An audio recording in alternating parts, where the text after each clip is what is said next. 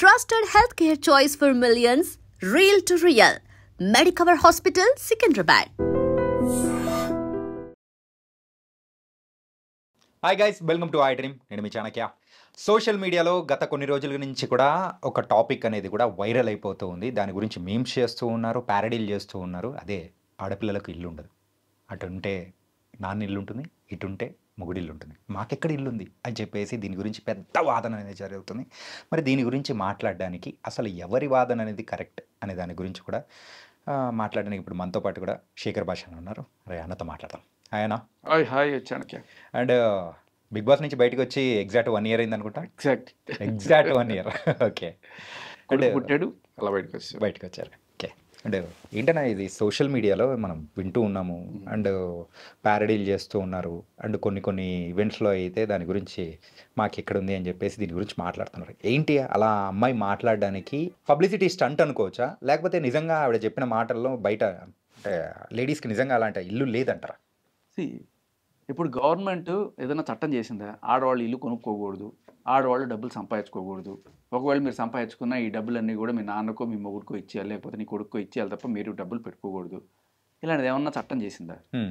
నువ్వు డబ్బులు సంపాదించుకుంటే ఆ డబ్బులు నీ ఇష్టం వచ్చినట్టు ఖర్చు పెట్టుకోకుండా ఆపేది ఇవ్వడం.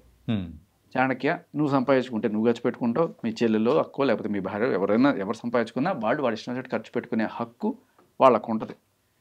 ఇకపోతే లేదు ఆడవాళ్ళకి ఇల్లు లేదంటే మరి ఆవిడ చెప్పే కోణం మనం ఎలా చూడాలంటే, మన కడలి ఒకప్పుడు ఆడవాళ్ళు సంపాదించుకోవడానికి అవకాశాలు తక్కువగా ఉండి, లేకపోతే వాళ్ళు వంటింటికి మాత్రమే పరిమితమయ్యి ఏదో ఒక 10th ఇంటర్ చదివిచ్చేసిన తర్వాత ఇంకెందుకమ్మా ఎక్కువ చదువులు, మనకి ఆడపిల్లకి ఇంత చాలు అని చెప్పి వాళ్ళ నాన్న ఒక మంచి సంబంధం చూసి పెళ్లి చేసి పంపించినప్పుడు అప్పటిదాకా ఈవిడికి తండ్రిల్లు, అప్పటి నుంచి మొగుడిల్లు. ఓకే. అయినా కూడా నువ్వు గమనిస్తే ఏ తండ్రి అయినా సరే, నాకు ఒక కొడుకు కూతురు అందరూ ఉన్నారు, మరి రేపు వాళ్ళకి ఆస్తి పంచాల్సి వచ్చినప్పుడు నాకు తరతరాల నుంచి వచ్చిన ఆస్తి అయినా నేను సంపాదించిన ఆస్తి అయినా వచ్చినప్పుడు ఇద్దరికీ ఈక్వల్గానే ఇస్తాం. ఇంకా మన దరిద్రం ఏంటంటే ఆడవాళ్ళకి పెళ్లి చేసేటప్పుడు ముందుగానే సరే పాపం వెళ్ళిపోతుంది కదా, దీనికి కట్నం రూపంలో ఇచ్చేద్దాం, వీడు ఎప్పుడు మనతోనే ఉంటాడు కదా, వీడికి తర్వాత ఇవ్వచ్చులే అనుకుంటాం. నా కొడుకు విషయంలో అయితే వీడు ఉంటాడు కదా, వీడికి సర్లే తర్వాత ఇవ్వచ్చులే, పాపం ఈ అమ్మాయికి అప్పో సుప్పో చేసి ఎక్కడి నుంచో డబ్బులైనా తీసుకొచ్చి తర్వాత మనం చూసుకుందాంలే అని చెప్పి వీడిని పక్కన పెట్టి అన్నీ తీసుకొచ్చి ఆవిడకి ఇస్తారు. నేను 1 కోటి రూపాయలు సంపాదిస్తే 50 లక్షలు నా కూతురికి, 50 లక్షలు నా కొడుకు, ఇద్దరికి 2 కళ్ళగానే, ఏ తండ్రికైనా ఇలాగే ఉంటుంది. ఆడపిల్ల అంటే చిన్న చూపు ఉండదు. నాకు తెలిసి మరి వాళ్ళ ఇంట్లో అలాంటి చిన్న చూపు ఏమైనా ఉందంటే ఆవిడే చెప్పాలి. నాకు తెలిసి నాకు అలాంటి చిన్న చూపు లేదు అలాంటి. అయితే విషయం ఏంటంటే ఇక్కడ నాన్న డబ్బులు ఇవ్వడమో లేకపోతే మొగుడు డబ్బులు ఇవ్వడమో ఇవి కాకుండా నిన్ను సొంతంగా సంపాదించుకోకుండా ఆపేదేవడు నీ చదువు, నీ టాలెంట్. చదువు లేకపోయినా టాలెంట్ తోటి చాలామంది డబ్బులు సంపాదించుకుంటున్నారు కదా. వాళ్ళు సంపాదించుకున్న డబ్బులు ఏమన్నా నిజం చెప్పాలంటే అమీర్పేటలో ఆడవాళ్ళని నమ్ముకునే అన్ని షాపింగ్ మాల్ వెలుస్తున్నాయి. మీరు గమనించండి, షాపింగ్ చేసేది ఆడవాళ్ళు ఎక్కువ, మగవాళ్ళు ఎక్కువ. మగాడు వచ్చి అక్కడ నించొని బిల్లు కట్టడానికి మాత్రమే వాడు ఆ చీరలు, ఆ నగలు ఇవన్నీ కొనుక్కునేది వీళ్ళే. అండ్ మన వాళ్ళు పెద్దవాళ్ళు చెప్పేది కూడా, మగాడి వైభవం అంతా ఆడవాళ్ళు ఒంటి మీద కనబడాలంట. అంటే నువ్వు 1 కోటి రూపాయలు సంపాదిస్తే అది ఎలా తెలుస్తుంది? మహా అయితే నువ్వు ఓ షర్టు ప్యాంట్ వేసుకొని బూట్ వేసుకొని పోతావు తప్ప పట్టు చీరలు కానీ లేకపోతే నగలు కానీ వీళ్ళకి కొని పెడితేనే నువ్వు మగాడు అనే రకంగా మన మీద రుద్దారు. సో ఇక్కడ అది ఏదో బాగుంది కదా అని చెప్పి ఆవిడ ఒక ఫ్రేజ్ వాడేసి ఆ ఫ్రేజ్ని జడ్జి చేసుకోవడం కోసం అవును కదా కరెక్టే కదా అనుకునే పరిస్థితి ఉంది. ఇది ఎప్పటిది? మేబీ ఒక 30 ఏళ్ల క్రితం సంగతి. ఇప్పుడు అన్ని రంగాల్లోనూ ఆడవాళ్ళు మగవాళ్ళతో పోటీ పడుతున్నారు.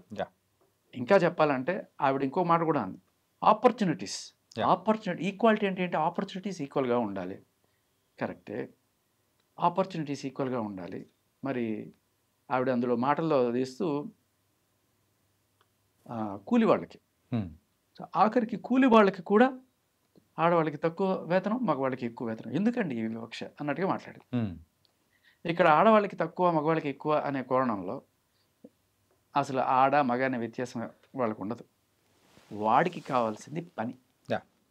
నువ్వు ఎంత పని చేస్తావు అంటే ఆవిడ మళ్ళీ వర్కింగ్ అవర్స్ ఇద్దరికీ సేమే అని మగవాళ్ళకి జీతం ఎక్కువ ఎందుకండి అంటుంది. ఎందుకంటే అదే గంటలో వీడు 100 ఇటుకలు మోస్తాడు, ఈవిడ 50 ఇటుకలు మోస్తుంది. ఓకే. సో ఇది గవర్నమెంట్ పెట్టిన రూల్ కాదు. ఆ కాంట్రాక్టర్ లేకపోతే ఎవడు పని చేయించుకుంటున్నాడు వాడికి కావాల్సింది ఏమిటయ్యా, నేను బిల్డింగ్ కట్టాలి, కావాలి మనుషులు కావాలి. ఆ మనుషులు వచ్చినప్పుడు కొంతమంది ఆడవాళ్ళు వచ్చినప్పుడు వాళ్ళకి ఎంత ఇవ్వాలి, వాళ్ళు చేసే పనిని బట్టి వాళ్ళు ఇస్తాం అంటారు. దీనికి కూడా గవర్నమెంట్ రూల్స్ కొన్ని పట్టుకొచ్చారు. వాళ్ళకి అన్యాయం జరిగిపోతుంది, వాళ్ళకి తక్కువ వేతనాలు ఇస్తాను, వాళ్ళకి కొంత పెంచి ఇవ్వండి అని చెప్పి. అంటే వాళ్ళు చేసే పని తక్కువైనా కూడా వాళ్ళకి ఇంకా కాస్త వేతనం పెంచి ఇవ్వాలి, దాని మినిమం వేజెస్ ప్రకారం ఏదో పట్టుకొచ్చారు చట్టాలు. బట్ ఇది జరగడానికి కారణం ఏంటంటే ఆడవాళ్ళు అనే అలుసు కాదు, పని. నాకు కళ్ళకి నా పనే డబ్బులు, చేసే పనే నాకు వచ్చే డబ్బులు. నాకు వచ్చే డబ్బులు వీడి వల్ల ఎక్కువ వస్తున్నాయంటే వీడికి ఎక్కువ ఇస్తా, వీడి వల్ల తక్కువ వస్తున్నాయంటే వీడి తక్కువ ఇస్తా. నేను ఏళ్ళేం పని చేసాము, నువ్వు 100 ఇటుకలు మోసావు, నేను 70 ఇటుకలు మోసాను, నీకు 100 ఇటుకలు నేను డబ్బులు ఇస్తా, నాకు 70 ఇటుకలకే డబ్బులు ఇస్తాడు. ఇది కూలీ వాళ్ళకి సంబంధించి మాత్రం. ఓకే. ఇది శారీరకమైన శ్రమకు సంబంధించి. బట్ ఇవాళ రేపట్లో అదొకటేనా ఉద్యోగం? చదువుకుని నీతో నాతో పోటీపడి ఆఫీస్లో ఉద్యోగాలు చేసే మహిళలకి ఈక్వల్ శాలరీస్ లేవా? ఉన్నాయి. ఇంకా చెప్పాలంటే ఇంకా ఎక్కువే ఉన్నాయి ఇక్కడ. ఇంకా ఎక్కువ కాదు, గవర్నమెంట్ తరపు నుంచి వాళ్ళకి వచ్చే ట్యాక్స్ బెనిఫిట్స్. ఇప్పుడు నీకు నాకు ఒకటే జీతం వస్తుంది, ఐ మీన్ అమ్మాయి అనుకో, ఇద్దరికి ఒకటే జీతం వచ్చినా కూడా అమ్మాయిలకి కొన్ని ట్యాక్స్ బెనిఫిట్స్ వల్ల, అండ్ అలాగే అబ్బాయిలకి చాలా చోట్ల కన్వీన్స్ కూడా ప్రొవైడ్ చేయరు, అమ్మాయిలకి కంప్లీట్ కన్వీన్స్ ప్రొవైడ్ చేస్తారు. ఇంకా రకరకాల ఫెసిలిటీస్ వాళ్ళకి ఎక్కువ ఉన్నాయి. ఎక్కడ మళ్ళీ ఆడవాళ్ళనే సాఫ్ట్ కార్నర్లో వాళ్ళకి. అంతెందుకయ్యా, నువ్వు నేను మీడియాలో ఉన్నాం, నువ్వు చేసే పని అదే ఒక అమ్మాయి వచ్చి చేస్తే నీకు ఎక్కువ ఇస్తారా, అమ్మాయికి ఎక్కువ ఇస్తారు? అమ్మాయికి ఎక్కువ ఇస్తారు. ఇమేజ్ పక్కన పెట్టు, సేమ్ ఎక్స్పీరియన్స్ సేమ్ కేటగిరీలో ఉన్న ఒకే ఇంకో అమ్మాయి వస్తే, ఎందుకంటే ఆ అమ్మాయికి మేకప్ ఖర్చు అంటారు, ఆ అమ్మాయికి రానుపోని ఛార్జీలు అంటారు, ఇవన్నీ కూడా వాళ్ళు కలెక్ట్ చేసుకొని పోతారు. సో ఇక్కడ మగాడికి నిజం చెప్పాలంటే మగాడికి నోరు లేదు, వాడికి ఆమ్గా వచ్చి చేసుకొని పోతాడు, ఏదో నాకు రావడమే గొప్ప విషయం, అంతే కదా. నువ్వు నేను యాంకర్గా జాయిన్ అయినప్పుడు మనకి షోల విషయంలో కూడా ఎట్ట జరిగేది అంతే. సో ఆడవాళ్ళు ఇచ్చే ప్రిఫరెన్స్ వేరు, మగవాళ్ళకి ఇచ్చే ప్రిఫరెన్స్ వేరు. కూలీల పరిస్థితిలో అలా ఉంటే యాంకర్ల పరిస్థితిలో ఎలా ఉంది. ఇంకా ఉద్యోగస్తుల పరిస్థితులు చెప్పాలంటే మళ్ళీ అగైన్ ఈక్వాలిటీ కూడా కాదు. ఇప్పుడు లేడీస్కి మెటర్నిటీ లీవ్ అని 6 నెలలు ఇస్తారు. అవును. ఎంతో ఏడిస్తే మగాళ్ళకి ఈ మధ్యకాలంలో 1 మంత్ పెట్టారు. ఓకే. సో ఈ 6 నెలలు ఆవిడ వేరే పని చేస్తుంది ఖచ్చితంగా. I respect. 6 నెలలు కాదు, సంవత్సరం ఇచ్చినా తప్పలేదు. ఎందుకంటే మా ఆవిడ పడ్డది నేను చూస్తాను. కెనడా లాంటి దేశాల్లో 2 ఏళ్ళు ఇస్తారు, తప్పు లేదు, ఖచ్చితంగా తప్పులేదు. కానీ ఆ 2 ఏళ్ళు ఆవిడకి ఇచ్చే శాలరీ ఏమివ్వరు. ఐ మీన్ శాలరీ ఇస్తూనే ఉంటారు, పని చేయక్కర్లేదు. బట్ దానికి పనిచేసేది ఎవడు? మగాడు కదా. నువ్వు నేను ఆవిడ లేని లోటు ఆఫీస్లో తీరుస్తాం. ఎందుకు అంటే ఆవిడ ఒక బిడ్డను మోసింది, కన్నది, ఆవిడ చేస్తున్నది గొప్ప పనే. మన ఇద్దరం ఆఫీస్ కోసం చేస్తాం, ఏకంగా ఆవిడ సృష్టి కోసం చేస్తాం, తప్పే లేదు. కానీ ఇక్కడ మగాళ్ళు ఏదో అన్యాయం చేసేస్తున్నారు, లేదు, మగాళ్ళు న్యాయం చేస్తున్నారు నిజానికి ఆడవాళ్ళకి. ఇంకా వాళ్ళు అంత హ్యాపీగా బతకడానికి వాళ్ళ భర్త వాళ్ళ తండ్రే కాకుండా ఆఫీస్లో పనిచేసే కొలీగ్స్ కూడా వాళ్ళ వర్క్ షేర్ చేసుకోవడం వల్ల వాళ్ళంత హ్యాపీగా ఉండగలుగుతున్నారు కదా. ఈ మధ్యకాలంలో కూడా ఎక్కడో చూసాం, ఇప్పుడు ఎంసెట్ రాస్తారు, లేకపోతే కాంపిటేటివ్ ఎగ్జామ్స్ రాస్తారు. దీంట్లో ఆడవాళ్ళకి సపరేట్ ర్యాంకులు, మగవాళ్ళకి సపరేట్ ర్యాంకులు ఏమైనా ఉంటాయి? ఏముండవు. బట్ రిజర్వేషన్ కేటగిరీలు ఏవో ఉంటాయి, ఆడవాళ్ళకి రిజర్వేషన్లో సీట్లు అవన్నీ ఉంటాయి. అదే ర్యాంక్ వచ్చిన నీకు సీట్ రాకపోవచ్చు, అదే ర్యాంక్ వచ్చిన ఆడవాళ్ళకి ఈజీగా సీట్ వస్తుంది. సరే, అది పక్కన కూడా పెడదాం. బట్ అసలు ఎగ్జామ్సే ఆడవాళ్ళకి సపరేట్గా పెడతాం, మగవాళ్ళకి సపరేట్గా పెడతాం అంటే ఎట్లా ఉంటుంది? కుదరదు. ఆపర్చునిటీస్ అనేవి ఈక్వల్గా ఉండాలన్నప్పుడు టాలెంట్ కూడా ఈక్వల్గా ఉండాలి. నేను ఎందుకు చెప్పిన అంటే అట్లాంటివి లేదు. నువ్వు చెస్ గమనించు, ఇంటర్నేషనల్ చెస్ టోర్నమెంట్స్, లేకపోతే లేడీస్ కోసం ప్రత్యేకమైన చెస్ టోర్నమెంట్ అంట. ఇప్పుడు క్రికెట్ అన్నాం అనుకో, సరే నీ శారీరక దారుఢ్యం వేరు, ఆవిడ వేరు, ఆవిడ నీతో పాటు పరిగెత్తలేకపోవచ్చు, నేను ఒప్పుకుంటాను.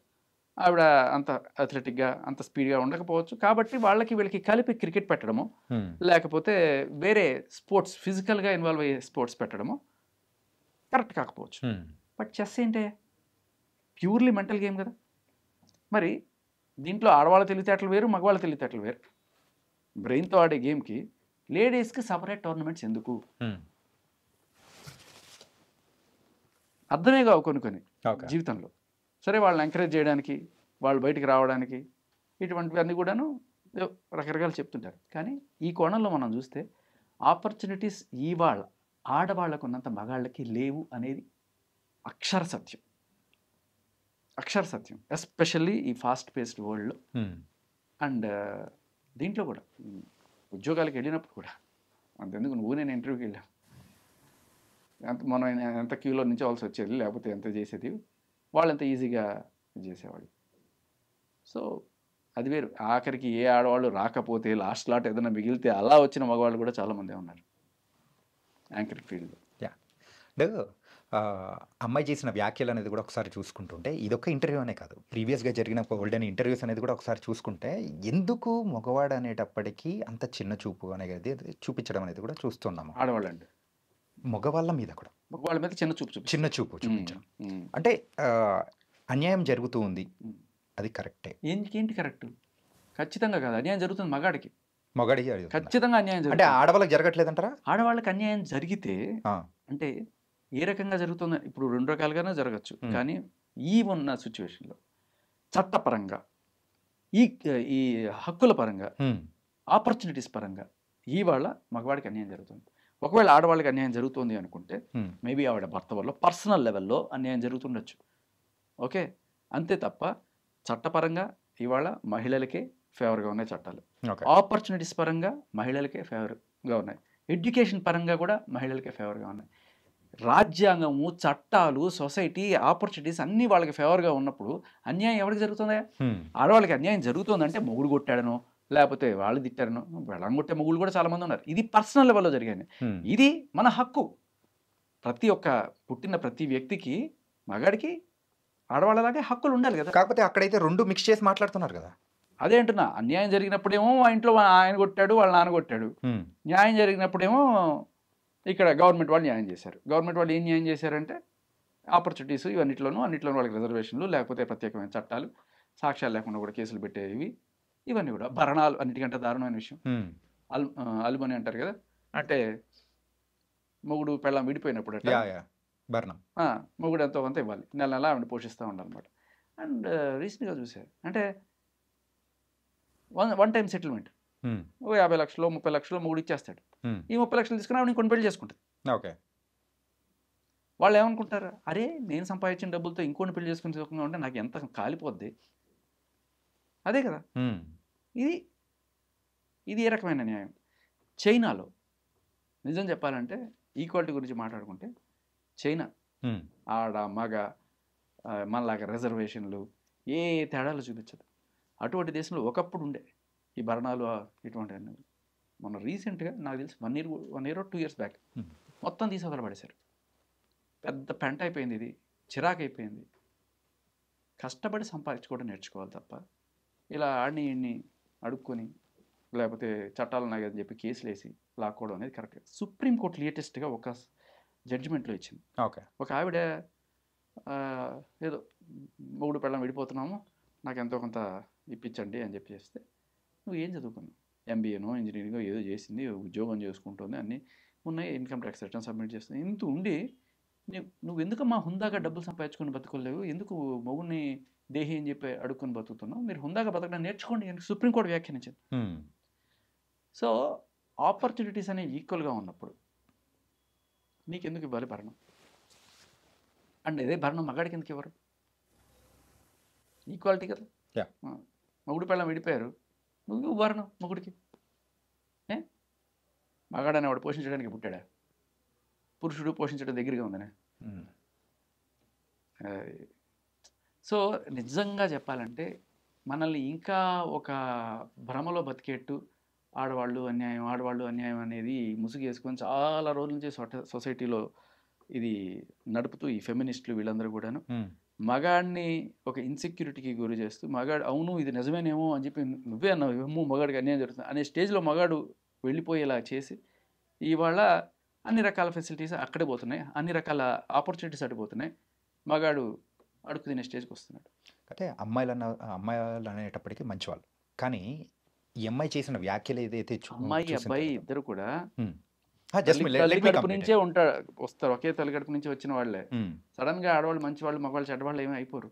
కానీ ఏంటంటే అన్న, ఇప్పుడు అమ్మాయిలు ఉంటారు, మంచోళ్ళు ఉంటారు, కొంచెం చెడ్డోళ్ళు ఉంటారు. చెడ్డోళ్ళు ఉంటారు. కాకపోతే ఇక్కడ ఏంటంటే ఇలా మాట్లాడే ఒక అమ్మాయిని చూసి అలా ఒక 5-6 మంది అమ్మాయిలు తయారయ్యారు అనుకోండి, అప్పుడు ఏంటి సంగతి? అవ్వచ్చు. ఏంటంటే ఇంత వస్తుంది కదా, అరే ఇట్లా మాట్లాడామంటే ఇంత పబ్లిసిటీ వస్తుంది కదా, అరే ఈ రోజు ఆ అమ్మాయి కడలి మాట్లాడింది, మేము మాట్లాడితే తప్పేంది అని చెప్పేసి ఒకరిని చూసి ఇంకొకరు నేర్చుకుంటే. ఆ అమ్మాయి మాట్లాడిన అన్ని మాటలు నేను తప్పు పట్టను. కడలి అనే అమ్మాయి కొన్ని చాలా చాలా సెన్సిటివ్గా మాట్లాడుతుంది, బాగుంది. కానీ ఇక్కడ ఆ అమ్మాయి మాట్లాడిన మెయిన్ పాయింట్ నువ్వు చెప్పింది ఏంటంటే, అమ్మాయికి ఇల్లు లేదు అనేది తప్పు. ఎందుకంటే నువ్వు సంపాదించుకొని కొనుక్కోమ్మా, ఎవడాపుతున్నాడు? ఏ అమ్మాయి అయినా సరే ఉద్యోగం చేసి డబ్బులు సంపాదించుకొని ఇల్లు కొనుక్కుంటే గవర్నమెంట్ ఆపుతుందా, చట్టాలు ఆపుతుందా? ఎప్పుడు ఆపట్లేదు కదా. ఈ స్టేట్మెంట్కి ఏంటి అర్థం? అండ్ ఇంకా నిజం చెప్పాలంటే ఆవిడకి చాలా తొందరగానే పెళ్లి చేసేస్తారు, మగవాళ్ళకైనా ఆడవాళ్ళకి.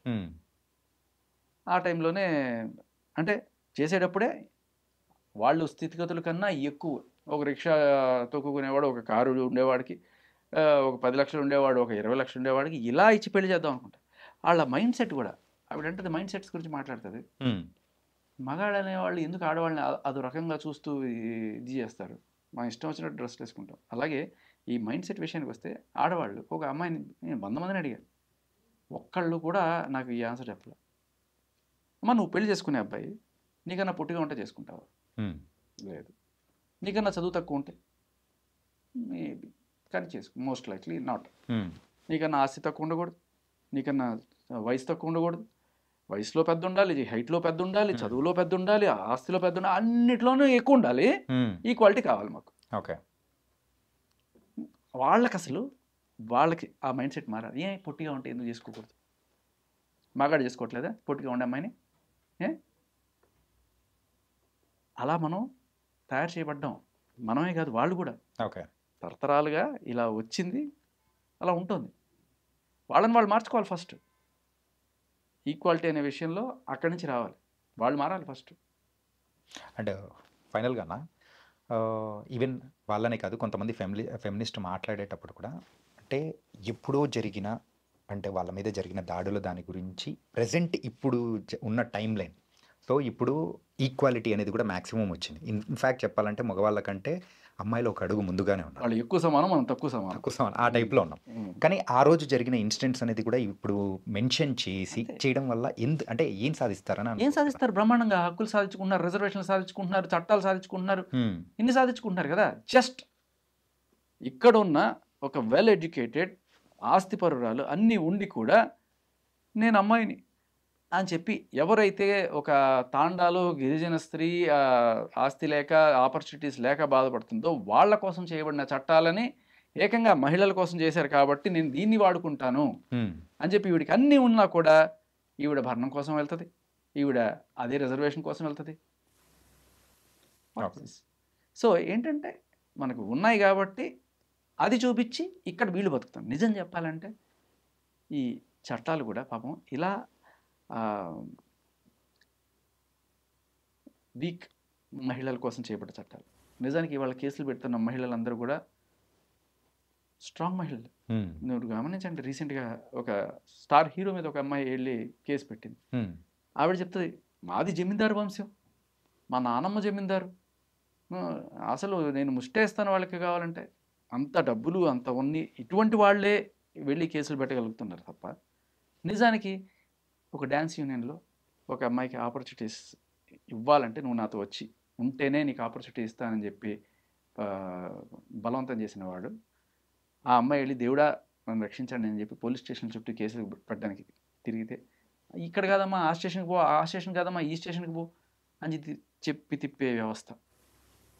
నిజానికి న్యాయం అనేది ఇలా వీకర్ సెక్షన్స్ కోసం ఉద్దేశించబడితే అవన్నీ యూజ్ చేసుకొని ఇలా డబ్బున్న వాళ్ళు, పరపతున్న వాళ్ళు, లేకపోతే ఇన్స్టాగ్రామ్ ఇన్ఫ్లుయెన్సర్స్, వీళ్ళందరూ కూడా వీటిని చక్కగా వాడుకోగలుగుతున్నారు. ఓకే. అది. అండ్ ఫైనల్గా ఈ టాపిక్ గురించి మీరు ఏమంటారు? ఆడ మగ తేడా లేదు. దమ్మున్నోడిది, పని చేయగలిగినోడిది డబ్బు. అండ్ ఇంకొకటి ఏంటంటే మగాడు తిడతాడు, ఆడవాళ్ళు పడదాళ్ళు కాదు. ఆడది సంపాదించి బాగా కోట్లు సంపాదించింది, ₹1000 లేకపోతే 10,000 జీతం ఉన్నవాడిని వాడిని పెళ్లి చేసుకుంది నచ్చి, వాడు ఏం చేస్తాడు? ఎగురుతాడా పెళ్ళ మీద? మూసుకొని ఉంటాడు. లేకపోతే నాకు ఇది కూడా ఉండదు, మంచి కారు ఇచ్చింది, మంచి బంగ్లా ఇచ్చింది, ఆవిడ నన్ను చేసుకోవడమే నాకు గొప్ప విషయం, కాబట్టి నేను అణిగి పడి ఉండాలి అని మగాడు ఎట్లా అనుకుంటాడు. అలాగే ఒకప్పుడు ఒక మంచి అయ్యే చేతిలో పిల్లని పెట్టాలనుకున్నప్పుడు వాడికి అంత కారు బంగ్లా అన్నీ ఉన్నాయి, నిన్ను చూసి చేసుకున్నాడంటే మనం అణిగిమణి ఉండాలి అనుకునే స్టేజ్లో వాళ్ళు ఉండే. ఇది ఆడ మగ వ్యత్యాసం కాదు, డబ్బు పరపతిలో ఉన్న తేడా. బాగా డబ్బు సంపాదించు, మగాడే నీ వెనకాల ఊడిగం చేస్తాడు. కానీ ఇక్కడ వీళ్ళ ఎంత డబ్బు సంపాదించినా అంతకన్నా డబ్బు సంపాదించిన వాడిని నేను చేసుకోవాలి అనుకునే యాటిట్యూడ్, అంతకన్నా పొడుగు ఉండాలి, అంతకన్నా ఎడ్యుకేషన్ ఉండాలి, అంతకన్నా ఆస్తి ఉండాలి అనే ఈ మెంటాలిటీ ఆడవాడదు. ఓకే, అదే తేడా కొడుతుంది. బేసికల్లీ నిజంగానే నీకన్నా తక్కువలో ఉన్నవాడిని నువ్వు చేసుకొని చూడు, అన్నిట్లోనూ ఎలా ఉంటుందో చూడు. ఓకే, సో నైస్ అన్న. ఏంటంటే ఇటు సైడ్ న్యాయం ఉంటుందో అటు సైడ్ మాట్లాడే పర్సన్ కాబట్టి అందుకోసమే మిమ్మల్ని పిలిచాను. ఈ టాపిక్ మీద మీ యొక్క ఒపీనియన్ అనేది కూడా తీసుకున్నాను. So thank you so much. Thank you. And don't forget to subscribe to iDream. And for more videos, please subscribe to iDream. Please subscribe to iDream. Please subscribe iDream. And please subscribe to iDream. For more videos, subscribe to iDream. please like, share and subscribe to the channel. Congratulations, iDream. Subscribe to iDream. Subscribe to iDream. So subscribe to iDream Media. iDream ki iDream team andarki huge congratulations. Please subscribe iDream Media. Please subscribe to iDream. Subscribe iDream. Please subscribe to iDream. iDream అంటే నా కళల ఛానల్ను subscribe చేసుకున్న నోరు తిరుగుతలేదు, మీరైతే గంట గుర్తు కొట్టండి. For more such videos, please subscribe to iDream. Subscribe to iDream. Please subscribe to iDream. Please subscribe iDream Media. Please do subscribe to iDream. Please subscribe to iDream Media. For best entertainment and information, please subscribe iDream.